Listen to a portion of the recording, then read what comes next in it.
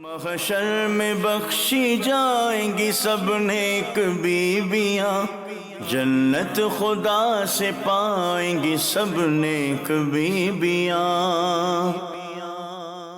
الحمدللہ رب العالمین والصلاة والسلام علی سید الانبیاء والمرسلین، اما بعد فاعوذ باللہ من الشیطان الرجیم، بسم اللہ الرحمن الرحیم۔ الصلاة والسلام علیک یا رسول اللہ وعلی آلک واصحابک یا حبیب اللہ۔ الصلاة والسلام علیک یا نبی اللہ وعلی آلک واصحابک یا نور اللہ۔ پیارے اسلامی بھائیوں اور مدنی چینل کے ناظرین، پروگرام خواتین اسلام کی نئی ایپیسوڈ کے ساتھ حاضر ہیں۔ آج انشاءاللہ تبارک و تعالی ہم بات کریں گے خواتین کی علمی خدمات پر۔ درود پاک کی فضیلت کے بارے میں آتا ہے کہ نبی کریم رؤوف الرحیم صلی اللہ تعالی علیہ وآلہ وسلم نے ارشاد فرمایا، تم اپنی مجلسوں کو مجھ پر درود پڑھ کر آراستہ کرو کہ تمہارا مجھ پر درود پڑھنا بروز قیامت تمہارے لیے نور ہوگا۔ صلو علی الحبیب صلی اللہ تعالی علی محمد وعلی آلہ وصحبہ وبارک وسلم۔ محترم ناظرین، طلب العلم فریضۃ علی کل مسلم، علم کی طلب ہر مسلمان پر فرض ہے۔ مسلمان مرد پر جس طرح علم حاصل کرنا ضروری ہے، اسی طرح اپنی ضرورت کا علم حاصل کرنا خواتین کے لیے بھی ضروری اور لازمی قرار پایا ہے۔ پھر ایک سٹیپ یہ ہوتا ہے کہ اپنی ذات کے علاوہ مزید علم کا حاصل کرنا، یہ بھی ضروری ہوتا ہے۔ بعض اوقات ایک شہر میں ایک ایسی پرسنالٹی کا ہونا ضروری ہے کہ جو وہاں کے شرعی معاملات ہیں اس کا حل ان کو دے سکیں، علی ھذا القیاس۔ تو اگر ہم اسلامی تاریخ میں غور کریں تو ہمارے اسلاف یعنی صحابہ کرام علیہم رضوان، امہات المؤمنین سے لے کر آج تک مختلف ادوار میں خواتین اسلام نے جہاں عملی میدان میں، جہاں زہد و تقوی میں، جہاں ورع میں، جہاں نیکیوں میں انہوں نے اپنا نام روشن کیا ہے، اپنے دین کا نام روشن کیا ہے، اسی طرح علمی حوالے سے بھی ان کی خدمات بہت عمدہ ہیں۔ خواتین اسلام کی آج انہی علمی خدمات کو ڈسکس کرنے کے لیے آج ہم حاضر ہیں، اور اس سلسلے میں انشاءاللہ تبارک و تعالی ہم آپ کو مسلمان خواتین کے چند علمی کارناموں سے آگاہ کریں گے۔ دعوت اسلامی کے مرکزی مجلس شورا کے رکن مولانا حاجی اسد رضا مدنی صاحب دامت برکاتہم العالیہ تشریف فرما ہے، اور ہم آج اس سلسلے کا جو پہلا سوال آپ سے حضور کریں گے، چونکہ صحابیات وہ عظیم شخصیات ہیں جنہوں نے براہ راست نبی کریم علیہ الصلاۃ والسلام کا زمانہ پایا، انہوں نے آقا صلی اللہ علیہ وسلم سے علم سیکھا، آقا علیہ الصلاۃ والسلام سے اس علم کو سیکھ کر آگے اپنی اولاد تک منتقل کیا۔ تو اس حوالے سے اگر ہم لیں کہ صحابیات کی خدمات اور بالخصوص علم حدیث کے حوالے سے ان کی خدمات کے بارے میں آج ہمیں کچھ آگاہی فرمائیں۔ خواتین اسلام بھی کسی میدان میں پیچھے نہیں ہیں، علم سیکھنے میں، علم سکھانے میں، عمل کرنے میں، انفرادی کوشش کرنے میں، دین کی دعوت دینے میں، ہر میدان میں خواتین بھی آگے سے آگے بڑھتی چلی گئیں۔ آپ نے چونکہ علم حدیث کے حوالے سے ذکر کیا، تو علم حدیث میں نمایاں ترین نام ہماری امی جان سیدہ عائشہ صدیقہ طیبہ طاہرہ رضی اللہ تعالیٰ عنہا کا ہے کہ 2210 احادیث ان سے روایت کی گئی۔ اس کے علاوہ اگر ہم امہات المؤمنین میں دیکھیں تو حضرت ام سلمہ رضی اللہ تعالیٰ عنہا، ان سے بھی احادیث روایت کی گئی۔ حضرت میمونہ رضی اللہ تعالیٰ عنہا، یہ ہم اپنی مقدس ماؤں کے تعلق سے عرض کر رہے ہیں، 76 احادیث ان سے مروی ہیں۔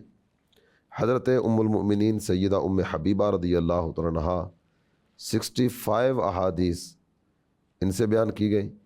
حضرت سیدہ حفصہ رضی اللہ تعالیٰ عنہا، 60 احادیث ان سے روایت کی گئی۔ حضرت سیدنا زینب بنت جہش رضی اللہ تعالی عنہا 11 احادیث، حضرت سیدہ جویریہ رضی اللہ تعالی عنہا 7 احادیث، حضرت سیدہ سودا رضی اللہ تعالی عنہا سے 5 احادیث، اور حضرت سیدہ خدیجۃ الکبریٰ رضی اللہ تعالی عنہا سے بھی ایک حدیث روایت کی گئی۔ اس کے علاوہ نبی محترم صلی اللہ تعالی علیہ وآلہ وسلم کی خدمت میں حاضر ہونے والی کنیزیں حضرت سیدہ میمونہ، حضرت سیدہ ماریہ قبطیہ رضی اللہ تعالی عنہن، ان سے بھی احادیث روایت کی گئی۔ سبحان تو نبی محترم صلی اللہ تعالی علیہ وآلہ وسلم کی ازواج مطہرات ہوں، سرکار کے اہل بیت کی دیگر معزز خواتین ہوں، یا دیگر صحابیات، علم حدیث کو عام کرنے میں انہوں نے بھی اپنا کردار ادا کیا۔ جب تھوڑا سا اگر مزید آگے بڑھیں گے تو صحابیات سے بھی احادیث کی روایات کی صورتیں تو ہوئیں۔ ہمارے کریم آقا، ہمارے رحیم آقا، ہمارے مشفق اور مہربان آقا صلی اللہ تعالی علیہ وآلہ وسلم کی پیاری شہزادی سیدہ کائنات، مخدومہ کائنات سیدہ فاطمہ طیبہ طاہرہ رضی اللہ تعالیٰ عنہا، آپ سے 18 احادیث مروی ہیں۔ آپ کی پھوپھی جان حضرت سیدہ صفیہ رضی اللہ تعالیٰ عنہا، ان سے بھی 11 احادیث روایت کی گئیں۔ اور صحابیات کی طرف بڑھیں تو صحابیات میں ام سلیم، ام رومان، ان سے بھی احادیث مروی ہیں۔ ام خطل، ان سے 30 احادیث 30 احادیث ان سے مروی ہیں، انہوں نے جو بیان کی۔ جب صحابیات میں ایک بہت بڑا نام اور بھی ہے کہ جن کی طرف کئی ایک حوالوں سے رجوع کیا جاتا تھا۔ ایک تو ام سلیم ہے کہ ام سلیم یہ وہ عظیم شخصیت ہے کہ کئی ایک مواقع پر فیصلے کرنے کے لیے بھی ان کی طرف رجوع کیا جاتا کہ آپ نے بہت چیزیں اس طرح کی ہیں جو نبی محترم صلی اللہ تعالیٰ علیہ وآلہ وسلم کی بارگاہ اقدس سے سیکھی ہیں، تو ان کے مطابق اس مسئلے میں آپ بتائیے کہ کیا فیصلہ ہونا چاہیے۔ انس کی والدہ محترمہ حضرت انس بن مالک رضی اللہ تعالیٰ عنہ کی امی جان، حضرت انس بن مالک خادم رسول، یعنی شہرت بھی کتنی پیاری ہوئی کہ 10 سال کا عرصہ نبی محترم صلی اللہ تعالیٰ علیہ وآلہ وسلم کی خدمت اقدس میں آپ نے گزارا، اور اس کے بعد بھی زندگی کا حصہ تو گزرا، لیکن یہ خاص طور پر 10 سال جو خدمت کے لیے انہوں نے اپنے آپ کو وقف کیا۔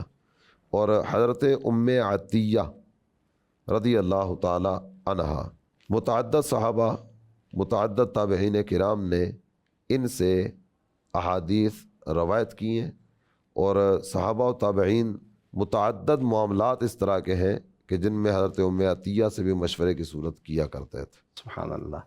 میں چاہوں گا تم سے 2-3 ذہن میں اور نام بھی آ رہے ہیں۔ حضرت اسما بنت ابی بکر رضی اللہ تعالی عنہ، ذات النطاقین، آپ رضی اللہ تعالی عنہ چونکہ عبداللہ بن زبیر کی والدہ محترمہ ہیں، تو ایسی روایات بھی ہیں کہ آپ نے روایات فرمائی ہیں۔ سیدتنا اسما بنت امیس، حضرت جعفر طیار رضی اللہ تعالیٰ عنہ کی زوجہ محترمہ، ان سے بھی بہت سی احادیث مروی ہیں۔ تو ماشاءاللہ یہ صحابیات نبی کریم علیہ الصلاۃ والسلام کی بارگاہ میں وقتاً فوقتاً حاضر ہوتی رہیں، اور پھر ان کے ذریعے علم کا ایک بڑا حصہ جو ہے وہ آگے پہنچا۔ الحمدللہ یہ ہے ہماری خواتین، ہماری صحابیات کے عظیم روشن کارنامے۔ آگے بڑھتے ہیں، صحابیات کا دور ختم ہوتا ہے تو اس کے بعد اس دور کا آغاز ہوتا ہے جسے تابعین کا دور کہا جاتا ہے۔ خیر القرون میں دور شامل ہے، بہترین زمانوں میں سے ایک زمانہ ہے تابعین کا زمانہ۔ تابعی بھی کتنے خوش بخت ہیں کہ جنہوں نے ان کو دیکھا ہے جنہوں نے نبی کریم علیہ الصلاۃ والسلام کو دیکھا ہے، یعنی صحابہ کرام کی زیارت کی ہے اور ایمان ہی پر ان کا خاتمہ ہو تو اسے تابعی کہا جاتا ہے۔ تو جس طرح تابعین مردوں نے بڑے کارہائے نمایاں سر انجام دیے ہیں، اسی طرح تابعیات یعنی نیک صالحات مومنات تابعیات ہوں، تبع تابعیات ہوں، ان کے بعد کے زمانے کی خواتین کے بھی کچھ علمی کارنامے آج ناظرین سے شیئر فرمائیے۔ 2-3 معزز خواتین کا تذکرہ اس حوالے سے بھی کرنے کی سعادت حاصل کروں گا۔ جی حضور۔ ایک عظیم شخصیت ہے حضرت سیدنا سعید بن مسیب سبحان اللہ، رضی خیر اللہ التابعین۔ تعالی عنہ، سید التابعین بھی کہا جاتا ہے، خیر التابعین بھی کہا جاتا ہے۔ یہ تابعین میں عظیم شخصیت ہے. جو مدنی چینل کے ناظرین کو یہ بھی بتاتا چلوں کہ تابعی اس عظیم شخصیت کو کہا جاتا ہے جس نے ایمان کی حالت میں صحابہ کا زمانہ پایا. تو حضرت سیدنا سعید بن مسیب علم کے اعتبار سے، فضل کے اعتبار سے، تقوی کے اعتبار سے، پرہیزگاری کے اعتبار سے بہت بڑا نام ہے نا. ضمناً ایک اور چیز بھی بیان کرتا چلوں جی حضور. کہ یہ گفتگو میں نے شروع کی تو میرے ذہن میں حضرت سیدنا سعید بن مسیب کی ایک اور بات بھی آ گئی. سبحان اللہ. جب مدینہ طیبہ پر یزید نے حملہ کیا تھا تو اس وقت سیدنا سعید بن مسیب رضی اللہ تعالی عنہ انہوں نے مسجد نبوی شریف میں پناہ لی تھی. مسجد نبوی شریف میں ان ظالموں نے مسجد کے تقدس کو پامال کرنے کی صورت بھی کی. مسجد نبوی میں گھوڑے باندھے گئے اور معاذ اللہ ثم معاذ اللہ 3 دن ایسے گزرے کہ مسجد نبوی شریف میں نماز نہیں ہوئی. حضرت سعید بن مسیب مسجد کے اندر تھے اور آپ نے یہ 3 دن مسجد کے اندر گزارے. تو بعد میں کسی نے آپ سے پوچھا کہ سعید نمازوں کے اوقات کا اندازہ کیسے ہوتا رہا؟ آپ تو مسجد کے اندر تھے، تو بند کمرے میں آپ سمجھتے ہیں کہ باہر وقت کون سا ہے، یہ کیا صورت ہے. آج تو گھڑی ہے نا، تو گھڑی دیکھ کر پتہ چل جاتا ہے ظہر کا وقت ہو گیا، عصر کا وقت ہو گیا. بلکہ اس سے بھی آگے بڑھے تو ایپس آ گئی نا. جی. وہ ایپ دنیا کے کسی بھی کونے میں، دعوت اسلامی کی ایپ بھی الحمدللہ موجود ہے، دنیا کے کسی بھی کونے میں آپ موجود ہیں، وہ آپ کو ٹائم بتائے گی کہ اس وقت اس نماز کا ٹائم اس ملک میں یہ ہے، عصر کا یہ، ظہر کا یہ، مغرب کا یہ، عشاء کا یہ، فجر کا یہ. تو اس دور میں تو یہ سلسلہ تھا ہی نہیں. تو پوچھا کہ سعید نمازیں کیسے ادا کرتے رہے؟ کہتے ہیں انی سمعت الاذان والاقامۃ فی قبر النبی صلی اللہ تعالی علیہ وسلم. میں مسجد کے اندر تھا، مجھے نبی محترم صلی اللہ تعالی علیہ وآلہ وسلم کی قبر انور سے اذان کی آواز بھی آتی رہی، اقامت کی آواز بھی آتی رہی. اللہ. اسی اذان اور اقامت کی آواز کو سن کر میں نمازیں ادا کرتا رہا. تو زندہ ہے واللہ، تو زندہ ہے واللہ، میرے چشم عالم سے. ہمارے آقا کی حیات طیبہ کے کیا کہنے. تو یہ حضرت سیدنا سعید بن مسیب علم و فضل کے بھی بہت بلند مینار تھے اور باقاعدہ سے ان کے درس کی صورت ہوتی، حلقہ لگتا اور کئی ایک حضرات آتے ان سے احادیث سننے کی سعادت حاصل کرتے. یہ جتنی بھی احادیث بیان کیا کرتے تھے نا، وہ ساری کی ساری احادیث ان کی صاحبزادی ان کو بھی حفظ تھی. سبحان اللہ، سبحان اللہ. وہ ساری کی ساری احادیث ان کی صاحبزادی کو حفظ تھیں. اور ان کی صاحبزادی درہ ان کا نام تھا، ان کے لیے رشتہ بھیجا گیا عبد الملک بن مروان کی طرف سے. اس نے اپنے بیٹے کے لیے نکاح کا تقاضا کیا اور بعد میں عام طور پر یہی تصور میں ہوا کرتا ہے کہ باپ کے جانے کے بعد بیٹا وہ مسند نشین ہوگا. جب عبد الملک بن مروان کی طرف سے پیغام آیا نا، تو حضرت سیدنا سعید ابن مسیب نے انکار کر دیا. کو اپنا اپنا ذوق ہوا کرتا ہے، یہ علمی لائن کو اختیار کیے ہوئے اور بیٹی ایسے کے نکاح میں دے دینا کہ جس کی وجہ سے وہ سارے کے سارے علمی مشاغل اور دیگر بہت ساری دینی مصروفیات انہی سے کنارہ کشی کی صورت ہو جائے، تو یہ آپ کے لیے تکلیف دہ چیز تھی. ادھر انکار کیا اور ادھر ان کے ایک شاگرد ہیں جو ان سے علم حدیث سیکھنے کے لیے آیا کرتے ہیں، ابن ابی وداع، ان کو بلا کرنا بیٹی کا نکاح ان سے کر دیا. یعنی صرف علم کو دیکھا، علم کو ترجیح دی. علم کو ترجیح دی. اور حدیث شریف میں بھی ذکر کیا گیا کہ تمہارے پاس کسی ایسے لڑکے کا رشتہ آئے، لڑکا 2 صفات کا حامل ہو، 2 خصوصیات اس میں پائی جاتی ہیں. نمبر 1 اخلاق اچھے ہوں، نمبر 2 دینداری. یہ 2 چیزیں دیکھی جائیں اور میرے آقا فرماتے ہیں اللہ کی رضا کے لیے لڑکی اس کے نکاح میں دے دو. انہوں نے اپنے شاگرد کو بلا کر اپنی بیٹی کا نکاح ان سے کر دیا. چند نکاح کے بعد نا کچھ چند دن کے بعد ابن ابی وداع جو کہ حضرت سیدنا سعید بن مسیب کے داماد بنے نا جی، یہ صبح صبح کے وقت اپنے گھر سے نکلنے لگے. بیوی نے پوچھا کہاں کا ارادہ ہے؟ کہنے لگے کہ میرا تو تعلیم کا سلسلہ بھی جاری ہے، سیکھنے کا سلسلہ جاری ہے، تو میں تو حضرت سیدنا سعید ابن مسیب ان کی علمی مجلس میں جا رہا ہوں، حدیث سیکھنے کے لیے جا رہا ہوں.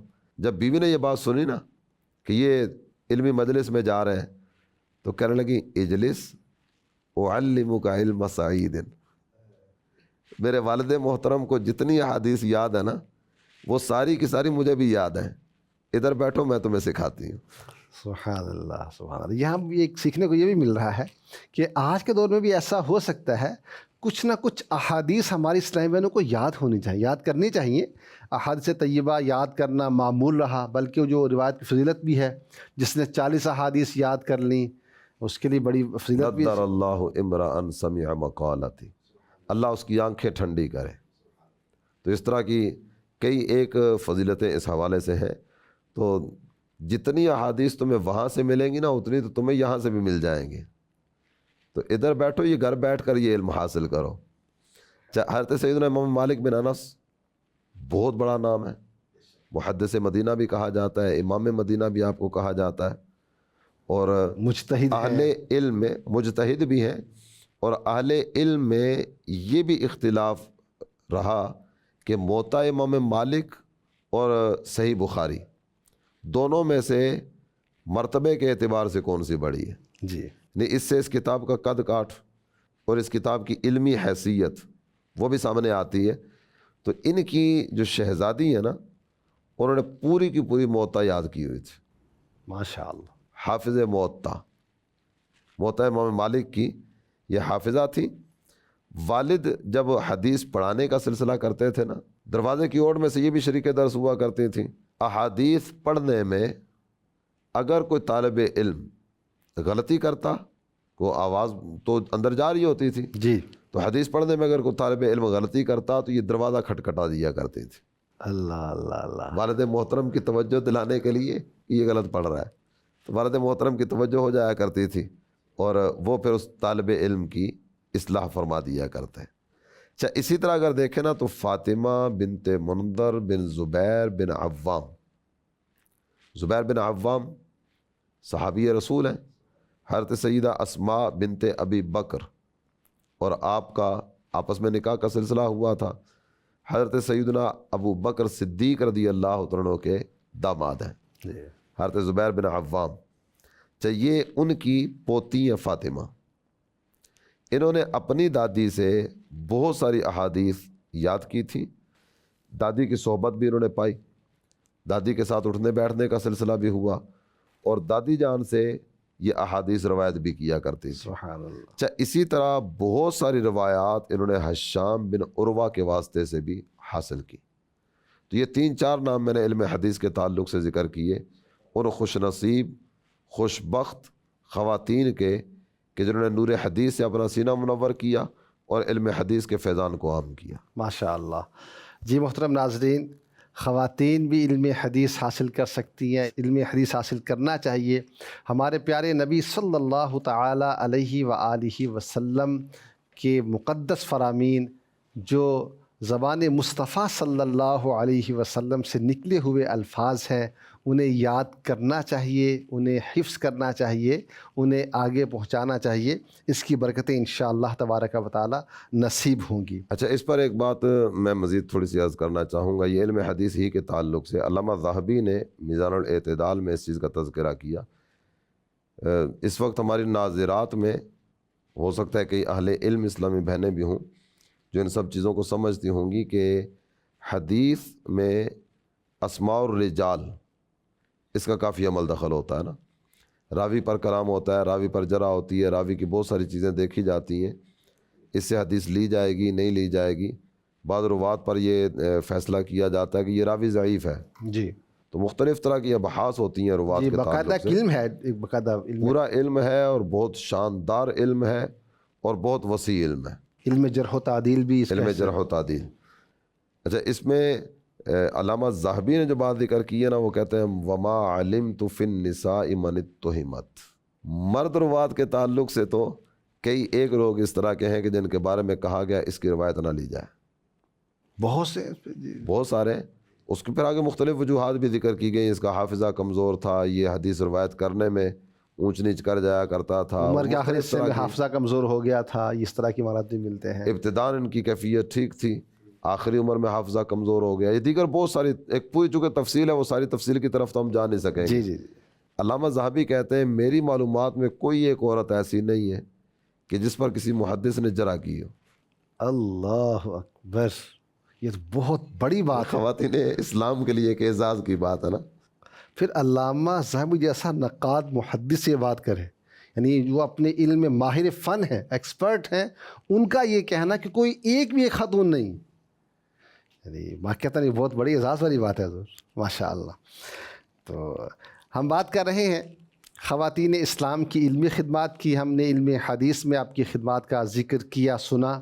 آگے بڑھتے ہیں اور رکن شورا سے پوچھتے ہیں کہ قراءت کے حوالے سے قرآن پاک کو سیکھنا، قرآن پاک کو درست پڑھنا، پھر آگے اس کی قراءت ہیں، 17 قراءت وغیرہ ہیں، پھر کے کرنے لہجے وغیرہ ہیں، تو اس حوالے سے بھی ارشاد فرمائیں کہ علم قراءت کے حوالے سے بھی کوئی خواتین میں سے کسی چندے کے نام اگر ارشاد فرمائے جائیں۔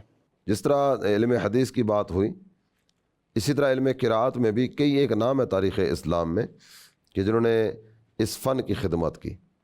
اس میں نمایاں طور پر میں ایک نام ذکر کرنا چاہوں گا، امام محمد ابن سیرین۔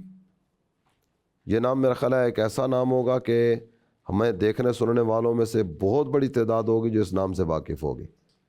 علم تعبیر کے یہ امام ہے اور بہت عظیم شخصیت کے مالک ہیں۔ محدث ہیں بہت بڑے۔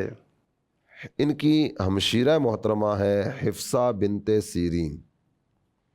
یہ حفصہ بنت سیرین جو ہیں یہ بہت بلند پایا محدثہ بھی تھیں، فہم قرآن بھی اللہ تعالیٰ جل جلالہ نے انہیں عطا فرمایا تھا، قرآن پاک کی زبردست قاریہ بھی تھیں، اور ان کا انداز یہ تھا کہ علم قراءت میں یہ بہت نمایاں مقام رکھتی تھیں۔ ان کی علمی عمارت کی بلندی کا اندازہ اس بات سے کیا جا سکتا ہے کہ امام محمد ابن سیرین جیسی شخصیت جب انہیں علم قراءت میں کسی جگہ کوئی اشکال وارد ہوتا تو وہ اپنی ہمشیرہ سے مدد لیا کرتے تھے۔ اس معاملے میں وہ ان سے رجوع کیا کرتے کیسی تھے۔ پرسنالٹی ہوں گی وہ، سبحان اللہ سبحان اللہ۔ حضور ذہن میں ایک بات اور بھی آ رہی ہے کہ خواتین کے کارنامے ہم سن رہے ہیں اور مزید بھی سنیں گے انشاءاللہ تبارک و تعالی۔ ان کی انفرادی کوشش سے ایسا بھی کوئی ہے کہ ان کی کوشش سے کسی کوئی اسلام کی طرف مائل ہوا ہو بلکہ مشرف با اسلامی ہو گیا ہو؟ جی، اس پر بھی کئی ایک واقعات ہیں کہ ان کی انفرادی کوشش کی برکت سے کئی ایک نے اسلام قبول کیا۔ حضرت ابو طلحہ، یہ انفرادی کوشش ہی کا نتیجہ تھے کہ انہوں نے نکاح کا پیغام بھجوایا ام سلیم کی طرف۔ انہوں نے جب نکاح کا پیغام ملا تو اس پر جواب جو دیا، ویسے یہ دونوں کا قبیلہ ہے کہ دونوں قبیلہ بنو نجار سے تعلق رکھتے ہیں، تو عام طور پر قبیلہ، خاندان اور برادری اس کی طرف توجہ ہوتی ہے، تو وہ سارا جو کچھ دیکھا جاتا ہے وہ سب تو ٹھیک تھا۔ اب پیغام نکاح بھی آ چکا، ابو طلحہ یہ بھی مسلمان نہیں ہوئے تھے۔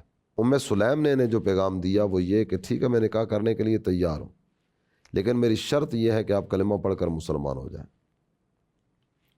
تو ان کی اس کوشش پر ابو طلحہ کلمہ پڑھ کر مسلمان ہو گئے۔ حضرت عمر فاروق اعظم رضی اللہ تعالی عنہ، سبحان اللہ۔ آپ مشرف با اسلام ہوئے تو آپ کے دل میں رقت اور نرمی جو پیدا ہوئی اللہ اللہ۔ وہ ہمشیرہ کے گھر میں جانے کی وجہ سے نا، گئے تو بڑے غصے میں تھے، زد و کوب بھی کیا، مارا پیٹا بھی، اور بہت کچھ سلسلے اس طرح کے ہوئے جو ان کے لیے اذیت رسانی کا سبب بنے ہوں گے، لیکن بعد میں جو نرمی پیدا ہوئی وہ ہمشیرہ نے جب اللہ تعالیٰ کے پیارے حبیب صلی اللہ تعالیٰ علیہ وآلہ وسلم کا ذکر خیر کیا، تلاوت قرآن فرمائی، تو ہمشیرہ سے قرآن سن کر دل میں رقت اور نرمی پیدا ہوئی اور یہ کلمہ پڑھنے کی طرف آئے۔ اکرمہ بن ابی جہل یہ کلمہ پڑھ کر مسلمان ہوئے، تو ان کو مکہ مکرمہ میں سرکار کی بارگاہ میں لانے والی ان کی زوجہ ام حکیم ہے، تو ان کی کوشش کی برکت سے یہ کلمہ پڑھ کر مسلمان ہوئے۔ سبحان اللہ، ماشاء اللہ ماشاء یہ اللہ۔ مثل نمونہ خروار ہے، جی ڈھیر میں سے ایک نمونہ پیش کیا جاتا ہے، وگرنہ تو کئی ایک واقعات اس طرح کے ہوں گے کہ خواتین اسلام کے ذریعے لوگوں نے کلمہ پڑھا، مسلمان ہوئے، دین کی طرف مائل ہوئے، اور بعد میں اللہ تعالیٰ جل جلالہ نے زہد و تقوی اور پارسائی کی دولت عطا فرمائی۔ ماشاء اللہ۔ جس طرح علم حدیث ہے، علم قراءت کے ذکر ہوا، ایک علم فقہ بھی ہے، ہمارا بنیادی علم ہے کہ وہ جس میں سارے مسائل جو ہم نے عمل کرنے ہوتے ہیں ہمارے لیے بیان کر دیے جاتے ہیں، قرآن و حدیث سے اخذ کر کے ہمیں بیان کر دیے گئے تاکہ ہمارے لیے عمل کرنا آسان ہو جائے۔ تو اب اس حوالے سے چونکہ ہمارے ہاں موسٹلی فقہ حنفی رائج ہے، تو فقہ کے حوالے سے کوئی فقیہہ، کوئی خاتون، ان کا ذکر بھی کیا جائے تو؟ جی، فقہی اعتبار سے بھی خواتین اسلام کسی سے پیچھے نہیں۔ سبحان اللہ، سبحان ہمارا جب پروگرام شروع ہوا تھا نا، تو ہم نے اس پروگرام میں ابتداً ایک جملہ ذکر کیا تھا کہ مرد ہونا کو قابل فخر چیز نہیں ہے اور عورت ہونا کو باعث عار چیز بھی نہیں ہے۔ یہ تو اللہ تعالیٰ جل جلالہ کی قدرت کے شاہکار ہیں، مرد بھی عورت بھی۔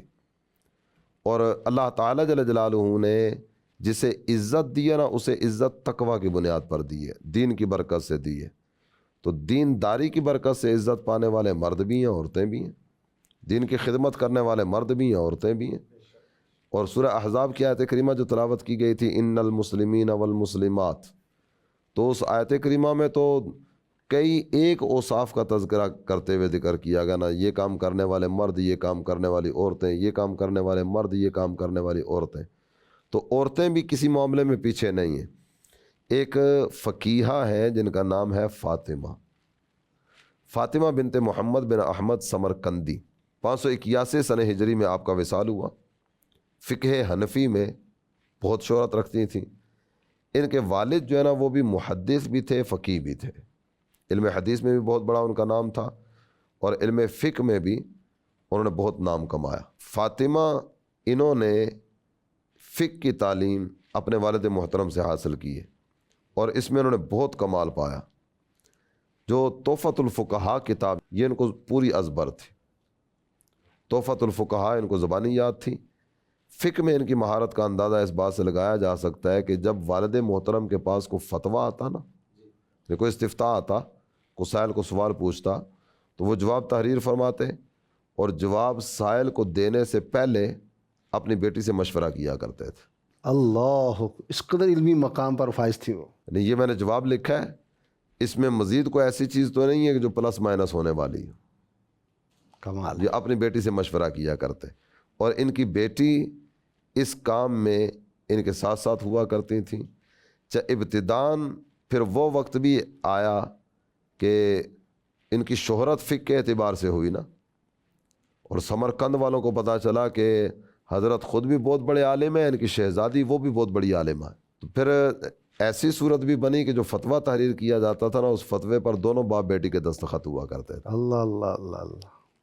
ان کی پھر شادی کی جب صورت ہوئی ہے نا، تو صاحب تحفۃ الفقہاء، انہوں نے ان کی شادی اپنے ایک بڑے پیارے شاگرد جو کہ علمی اعتبار سے، عملی اعتبار سے بہت نمایاں تھے، علاء الدین ابو بکر بن مسعود کاسانی، ان سے کیا۔ انہوں نے تحفۃ الفقہاء، اس کی پھر شرح بھی لکھی، بدائع الصنائع۔ اس کے بعد بھی جو ایک صورت ہوا کرتی تھی نا، کہ جب وہ یہ کتاب لکھ رہے تھے، پہلے تو والد کا انداز تھا نا کہ فتویٰ لکھنے میں ان سے مشورے کی صورت ہوتی۔ بدائع الصنائع لکھتے وقت صاحب کتاب اپنی زوجہ محترمہ سے اس کی کئی عبارات پر بھی مشورہ کیا کرتے تھے۔ واہ۔ تو یہ علمی اعتبار سے ان کا یہ ایک انداز تھا۔ ہم نے علم حدیث، فقہ اور قرات پر بات کی، کچھ گفتگو اس بارے میں ہو جائے علم تفسیر کے حوالے سے خواتین کی خدمات کا ذکر۔ جس طرح دیگر علوم و فنون میں ان کی طرف سے خدمات کا سلسلہ رہا، تو علم تفسیر میں بھی ان کی خدمات موجود ہیں۔ کئی ایک جگہوں پر مفسرین ان کے اقوال کا ذکر بھی کرتے ہیں، بالخصوص ہماری امی جان سیدہ عائشہ صدیقہ طیبہ طاہرہ رضی اللہ تعالیٰ عنہا، ان کے تفسیری اقوال ذکر کیے جاتے ہیں۔ تو کئی اقوال مروی ہیں، کئی ایک اقوال ان سے مروی ہیں، اور خاص طور پر علامہ فضل حق خیر آبادی علیہ رحمۃ اللہ الہادی، آپ کی شہزادی، انہوں نے تفسیر پر کام کیا ہے۔ ماشاء اللہ ماشاء اللہ۔ اللہ تبارک و تعالی ہمیں بھی اور ہماری اسلامی بہنوں کو بھی ان علوم دینیہ کو حاصل کرنے، ان کی خدمات سر انجام دینے کی توفیق عطا فرمائے۔ حضور، وہ دور گزر گیا جب ہم اس دور میں موجود ہیں۔ آج کے دور میں جب کہ الیکٹرانک میڈیا کا دور کہلاتا ہے، آج کل تحریرات کرنا بڑا آسان ہو گیا، کمپوزنگ والی سہولتیں آ گئیں، PDF کی صورتیں موجود ہیں، اور نہ جانے کیا کیا سہولتیں ہیں میسر۔ اس صورتحال کو، اس دور کو اگر ہم علمی حوالے سے بات کریں اور اسلامی بہنوں کے حوالے سے بات کریں تو آپ اس دور کو کیسا پاتے ہیں؟ حاجت تو ہر دور ہی میں رہی ہے، اور ہر دور میں ایسا نہیں کہ سارے کے سارے ہی علم سیکھنے کی طرف مائل ہو گئے ہیں، اور ہر گھر سے اہل علم افراد نکلتے نظر آ رہے ہوں. تو ماضی میں بھی اس طرح کا سلسلہ تو نہیں تھا، لیکن ماضی میں چونکہ ذوق تھا، شوق تھا، علماء کی طرف آنے جانے کا سلسلہ تھا اور مذہبی ماحول تھا، کئی ایک انداز تھے. اور جو زمانہ نبوی سے دور ہوتا چلا جا رہا نا، تو کئی ایک چیزوں میں تنزلی آتی چلی جا رہی ہے. علمی اعتبار سے بھی دیکھیں تو علمی اعتبار سے بھی وہ والی کیفیتیں نہیں ہیں جو پہلے ہوا کرتی تھی، اور اس میں بھی دن بدن تنزلی کے گھڑے ہی کی طرف قوم گرتی چلی جا رہی ہے. اللہ کا فضل ہے کہ علم کی طرف مائل خواتین بھی ہیں، دینی خدمات کرنے والیاں بھی ہیں. اگر ہم صرف جامعۃ المدینہ گرلز کی بات کریں جی، تو جامعۃ المدینہ گرلز میں جو معلمات ہیں ان کی تعداد، اللہ کا فضل ہے، اللہ کا کرم ہے کہ بہت بڑی تعداد ہے نا. ہر سال فارغ ہونے والیوں کی تعداد دیکھیں تو اب تو یہ سینکڑوں سے ہزاروں کا سفر شروع ہو چکا، اور یہ سلسلہ الحمدللہ مائل بترقی ہے. اللہ تعالیٰ نظر بد سے بچائے اور امیر اہل سنت کے فیضان کو مزید عام فرمائے، تو وہ دن بھی آئے کہ جامعۃ المدینہ سے 1,00,000 اسلامی بہنیں ردا پوشی کی سعادت حاصل کر رہی ہیں. آمین. اللہ کی رحمت سے کچھ عجب نہیں ہے. اللہ تعالیٰ جل جلالہ کی رحمتیں بہت وسیع ہیں، بے شک، اور اس کی رحمت ہی کے ہم امیدوار ہیں. بلکہ لیکن اس میں نا تھوڑی سی بات مزید عرض کرنا چاہوں گا. اگرچہ دینی خدمات کے سلسلے بھی ہیں، لیکن بعض اوقات نا جو ایک محسوس ہوتا ہے وہ یہ بھی ہے کہ کئی گھروں میں اس طرح کی صورت ہوتی ہوگی، مسائل دینیہ پر بات ہوتی ہوگی، رسومات کے تعلق سے بات ہوتی ہوگی، یا کسی اور حوالے سے بات ہوتی ہوگی، تو کئی ایک مسائل اس طرح کے ہیں جو شاید وہ بغیر پر کے اڑانے والی صورت ہو جاتی ہوگی.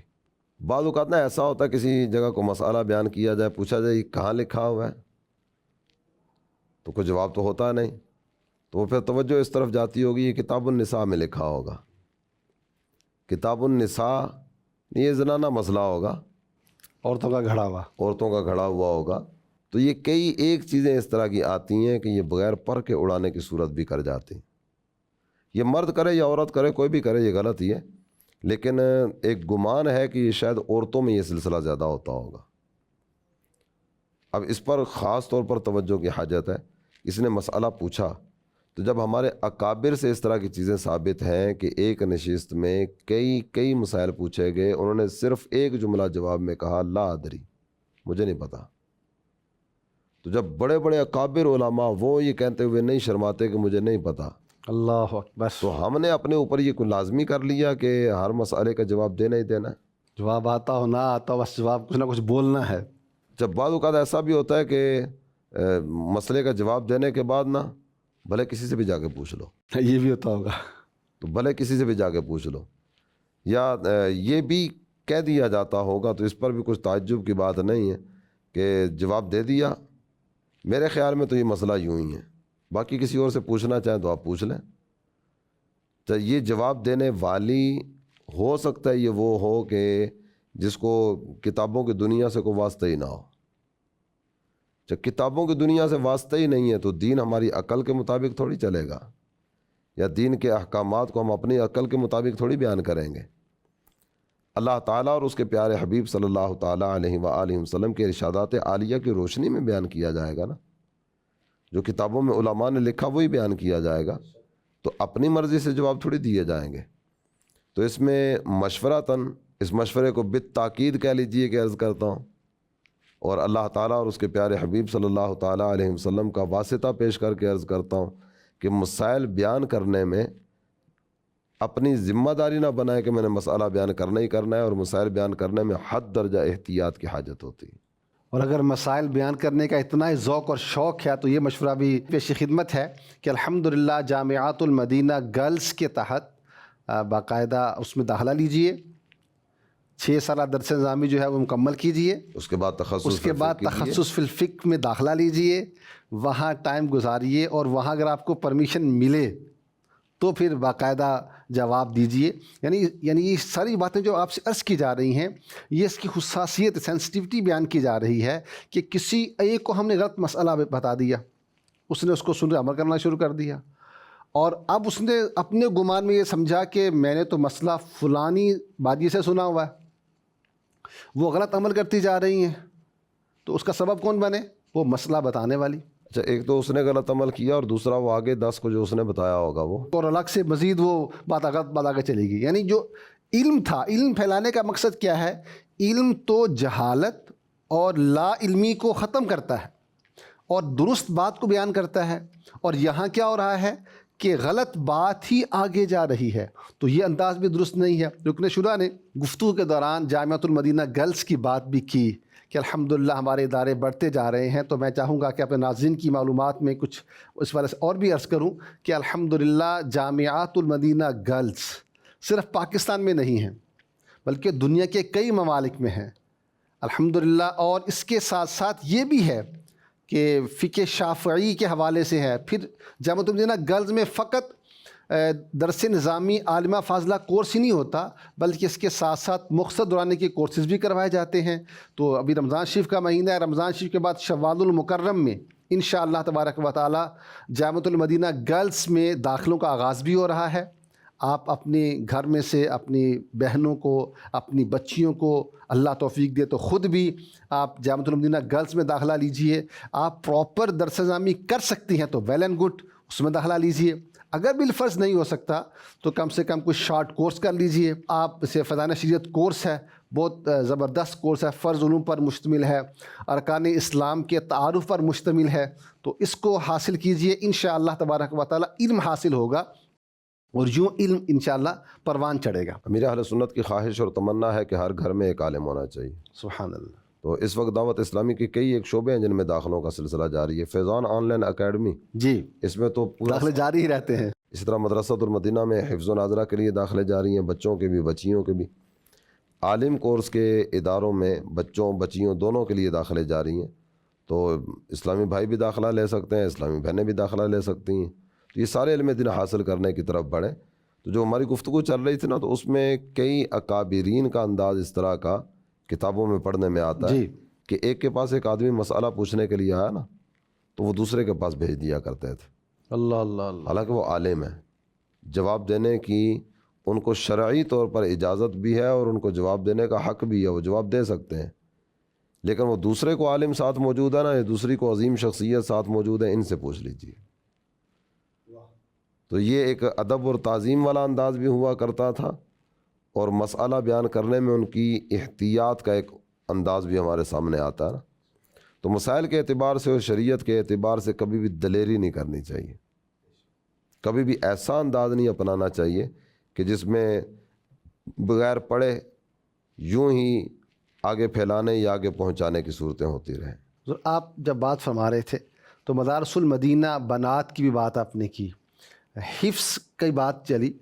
تو ابھی جو آپ نے خواتین کا ذکر فرمایا، ان میں سے ایک تعداد وہ بھی گزری کہ جو قرآن پاک بھی کی حافظہ بھی تھیں، عالمہ بھی تھی پلس حافظہ بھی تھیں. اگر چھوٹی بچیاں چھوٹی ایج میں ہیں تو کچھ نہ کچھ قرآن پاک کا کچھ نہ کچھ حصہ حفظ کرنا چاہیے. کم سے کم اتنا تو ضروری ہے نا کہ نماز درست پڑھی جا سکے.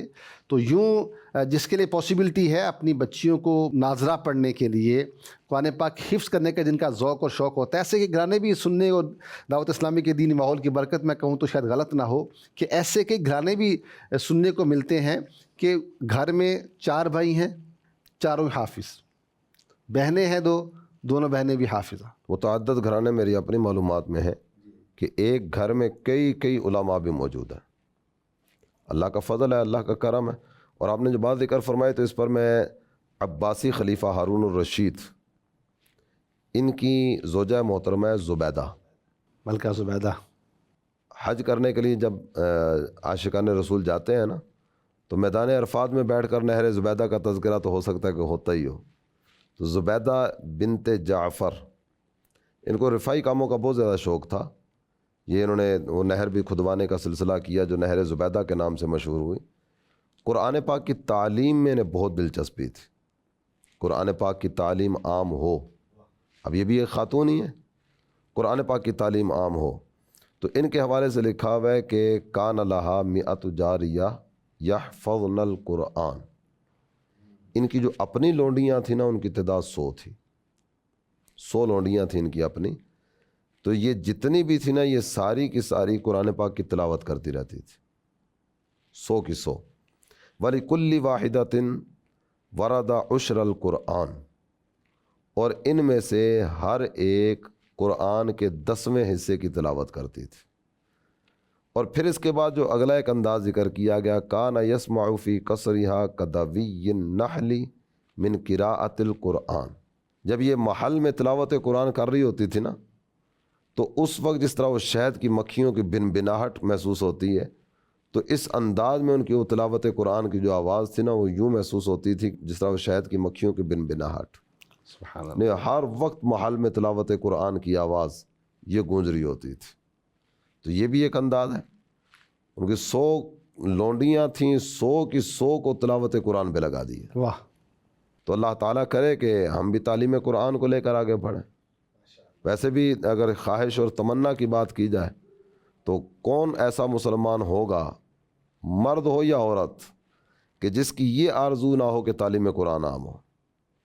یہی ہے آرزو، تعلیم قرآن عام ہو جائے، ہر ایک پرچم سے اونچا پرچم اسلام ہو جائے۔ آمین آمین۔ اور اللہ کرے کہ اس میں ہمارا بھی کوئی حصہ ہو۔ وہ روایت بھی ذہن میں آ گئی، خیرکم من تعلم القرآن وعلمہ، تم میں سے بہترین وہ ہے جس نے قرآن سیکھا اور اس کو سکھایا۔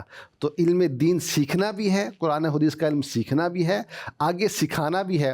اس واقعے سے یہ بھی ہمیں سیکھنے کو ملتا ہے کہ مسلمان جب بادشاہ ہوتے تھے تو وہ علمی طور پر سرپرستی کیا کرتے تھے، اور جو وہاں ان کے گھر میں خواتین ہوتی تھیں ان کا بھی علمی ذوق ہوا کرتا تھا کہ وہ اس طرح خدمت دین کیا کرتی تھیں۔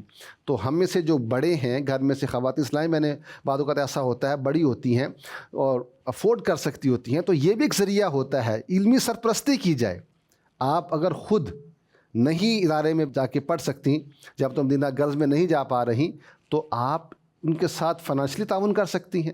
رمضان شریف کا مہینہ گزر رہا ہے، صدقہ اور خیرات کا مہینہ ہے، نیکیوں کا مہینہ ہے، اس میں اگر آپ کا مال، آپ کی رقم اگر اس میں یوں استعمال ہو کہ وہ علم کے پھیلنے کا ذریعہ بنے، تو کتنا بڑا بہترین صدقہ جاری اور بہترین نیکی ہے۔ بہت سارے حوالوں سے یہ صورتیں ہو سکتی ہیں۔ ایک تو یہ ہے کہ اپنی اولاد کو علم کی طرف بڑھایا جائے، اولاد بچہ ہو یا بچی ہو، دونوں کو علم کی طرف بڑھائیں اور علم کے نور سے ان کے سینے منور کرنے کی طرف بڑھیں۔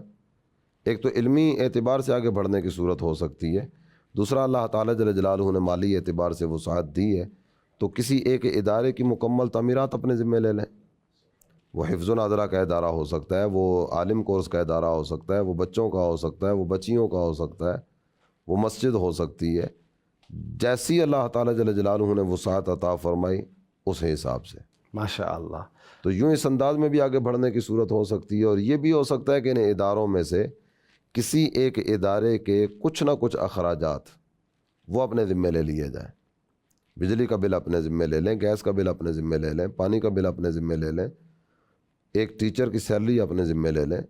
چاہے حفظ کی کلاس دیکھیں نا، تو حفظ کی کلاس میں ہمارے ہاں تقریباً 20 سے 25 بچے ایک کلاس میں رکھے جاتے ہیں۔ چاہے ایک کلاس میں 25 بچے ہوئے اور ایک حافظ جو درمیانے درجے کا ہو، وہ تقریباً 2.5 سال کے آس پاس میں حفظ مکمل کر لیتا ہوگا۔ چلو تھوڑا اوپر چلا گیا 3 سال میں حفظ مکمل کر لے گا۔ اگرچہ وہ جلدی جلدی حفظ مکمل کرنے والے بھی ہیں، سال سے کم میں حفظ مکمل کرنے والے بھی ہیں، لیکن سال سے کم والوں کی تعداد بہت بڑی تعداد نہیں ہوتی۔ تو 2.5-3 سال میں تقریباً سارے بچے حفظ کر جاتے ہیں۔ اگر کسی نے 3 سال تک ایک ٹیچر کی سیلری جو حفظ پڑھانے والے ہیں اپنے ذمے لے لی، واہ، تو آپ کہہ سکتے ہیں کہ اس نے تقریباً 25 حفاظ کا تحفہ اس امت کو دے دیا۔ سبحان اللہ سبحان اللہ۔ یہ جو پڑھانے والے ہوں گے ان کی سیلری تو انہوں نے اپنے ذمہ لی ہے نا، تو گویا انہوں نے اپنی طرف سے ایک بندہ بٹھا دیا جو تعلیم قرآن کو عام کرنے کے لیے بیٹھا ہوا ہے اور حفاظ تیار کرتا چلا جا رہا ہے۔ سبحان اللہ۔ محترم ناظرین، بہت اہم گفتگو رہی، الحمدللہ بہت کچھ سیکھنے کا موقع ملا ہوگا۔ ہمارے پروگرام کا وقت ختم ہوا چاہتا ہے۔ مدنی چینل دیکھتے رہیے۔ علم دین حاصل کرنے کا ایک اور ذریعہ یہ بھی ہے، گھر بیٹھے الیکٹرانک مبلغ مدنی چینل کے مختلف پروگرام دیکھیے، بالخصوص مدنی مذاکرہ۔ اس سے آپ کو بہت یعنی برسوں کے تجربات کا نچوڑ شیخ طریقت امیر اہل سنت کی حکمت بری گفتگو سے بہت کچھ سیکھنے کا موقع ملے گا۔ اللہ تبارک و تعالی ہمیں نیک اعمال کرنے کی توفیق عطا فرمائے، علم کو پھیلانے، علم سیکھنے سے سکھانے کا بھی ہمیں توفیق مرحمت فرمائے، آمین بجاہ النبی الامین صلی اللہ تعالی علیہ وآلہ وسلم۔ محشر میں بخشی جائیں گی سب نیک بیویاں، جنت خدا سے پائیں گی سب نیک بیویاں۔